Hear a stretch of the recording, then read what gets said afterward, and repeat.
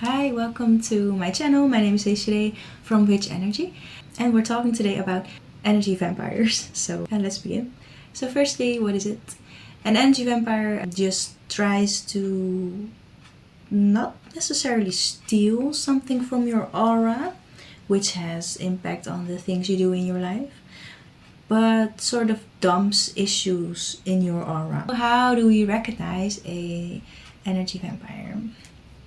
Firstly, of course, an energy vampire gives bad luck to you, but not the big bad luck, like crashing your car or getting a fine after you visited the energy vampire.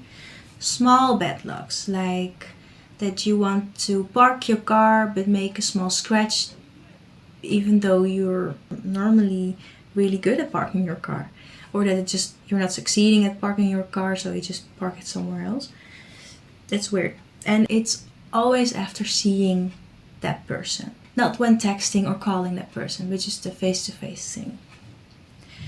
Second thing you can notice if you're dealing with an energy vampire is that sometimes that person has bad luck, him or herself, and it's big, but it's almost never physical. It's almost always materialistic.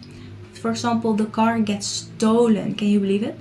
It just gets stolen. It's because he or she dumps so often troubles in auras of other people that they somehow, that the victims work together subconsciously, very, very subconsciously of course, and then sort of make a big strong aura and then send the problems back to him or her. It really happens. Really cool, sort of. So that happens.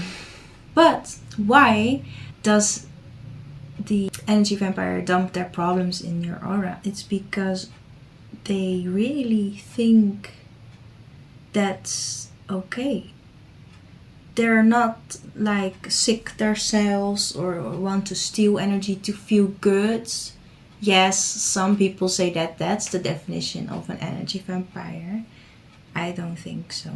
But they just feel like if I have bad luck sometimes, you should have it too. They're convinced that the world should be that way. What happens to me should happen to someone else, good and bad, especially bad. That's how an energy vampire will start to exist. They're just like that, and then that's what they do energetically. Possibly again, if their car gets stolen, that's their reaction is so weird. It's just like, okay, well, that happens because they are wired that way. Bad luck happens to people and they have no part in that, they think. And that's so weird. So if you see an energy vampire dealing with problems like that, it's not a narcissist, I believe, but an energy vampire.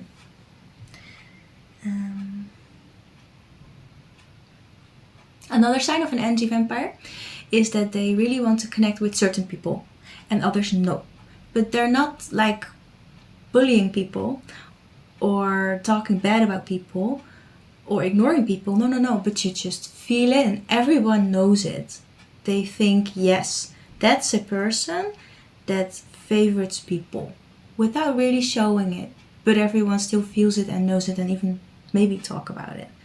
They just are that way. So they come to a party, they maybe not even introduce themselves to everybody because they're just like, you should introduce yourself to me.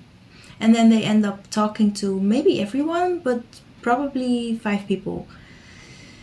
So weird. That's an energy vampire. And then the last sign is that some periods you just do not want to see that energy vampire. You just do everything that is in your power to avoid him or her. You maybe stop going to your choir because that person is there for a while and you can't explain it.